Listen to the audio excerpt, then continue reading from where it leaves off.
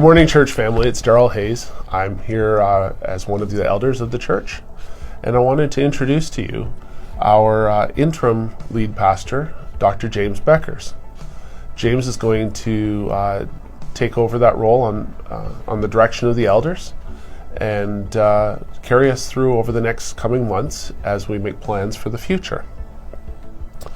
But before I talk with him, I just wanted to thank you for your participation and your support over the past few months. Your prayers, your financial support, and your participation are greatly appreciated. Whether that's been in person or online, we thank you for your encouragement. We also want to let you know that the elders are working with the pastoral staff to come up with plans for what will occur in the fall and in the months ahead. And we would just ask that you continue to pray for us while we seek God's direction in what we'll do. So I'd like to bring James into the conversation here, and I have a few questions for him, and we'll hear more from James. So James, the first question I have is, how do you see things happening differently later in the summer and through the fall? Well, thank you, Darrell, and that's an excellent question, actually. One of the things we've noticed is that COVID has really altered for the past year and almost year and a half the way that we've been living together here at Temple and doing church together at Temple. I think one of the things we can expect to see different is that when we hit the fall, we won't necessarily see the lifting of all the regulations. So there still may be residual effects from COVID, whether it's masking or some form of social distancing. I think we'll still be gaining momentum and trying to gather again together. The indications are that it's going to take a few months at least before we start gathering together in the same kinds of numbers we have in the past. So we'll have a lot of work in store for us there. And I think different ministries, I think especially children's and youth, are going to have a lot of work in terms of building their volunteer base and getting the programming up and going. Thanks. Thanks, James. With all the challenges over the last number of months, how is the church doing financially? Darrell, the church actually is doing quite well financially, given the circumstances. I'm really, really appreciative of all of the people who have been giving. We have a strong core of givers. God has been good to us and gracious to us. We've had our needs supplied for. Dean Anderson, our treasurer, will be going over our finances after the second service today. And the good news is that we haven't incurred major deficits. We've been able not only to pay for our bills, but we've also even had a small surplus at the end of last year. This year is tracking out very much the same. The numbers are almost identical at times. Great.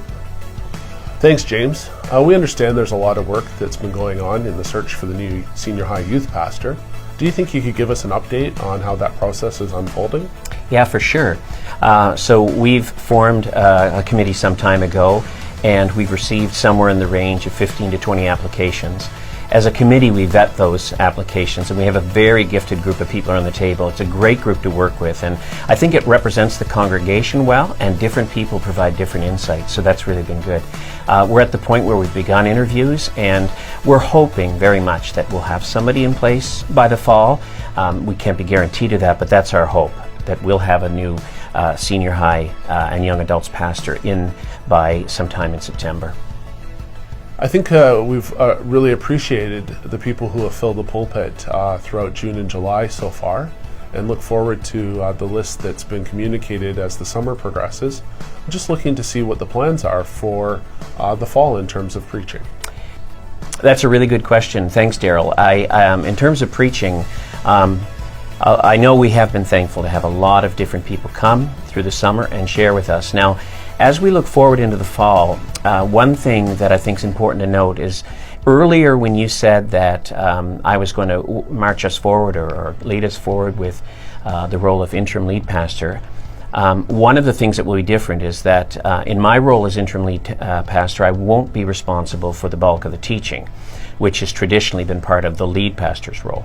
And instead, what we're going to be doing is looking for someone to come and join us for a season as our main teacher speaker, much the way Dr. Greg Curtis did after Don Russo's departure years ago. So we'll be looking for a pastor, speaker, to come and then lead the main services most of the weekends in the winter and in the spring. And in the meantime, we'll be putting together a search committee to see what the next steps are for us in the search. Sounds good. So with your new responsibilities and a lot of the changes that are occurring, how can the church family be praying for you personally and for the church staff at this time? Well, for me personally, I would love your prayers for wisdom and for patience as we work through all of these changes. It is a time of transition, and this transition is particularly difficult, I think, because we're caught in a pandemic at the same time. So I would love your prayers for wisdom and discernment. I think for the church as a whole, I would love to pray for us to pray for unity.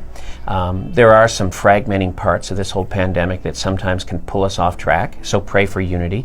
I think we can also pray for God's provision as we go forward, and for clarity as to the future. If we can be on the same page as a church elder board, as a staff, deacons, I think, and as a church as a whole, I think that we really have some great work ahead of us here in Sarnia.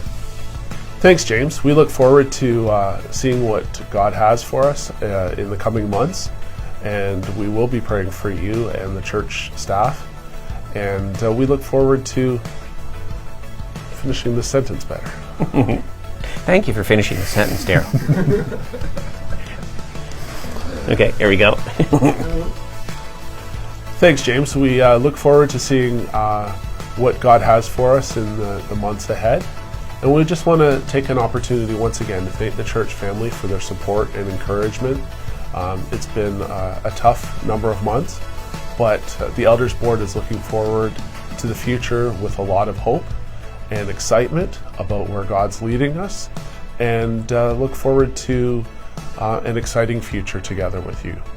Thanks, Daryl.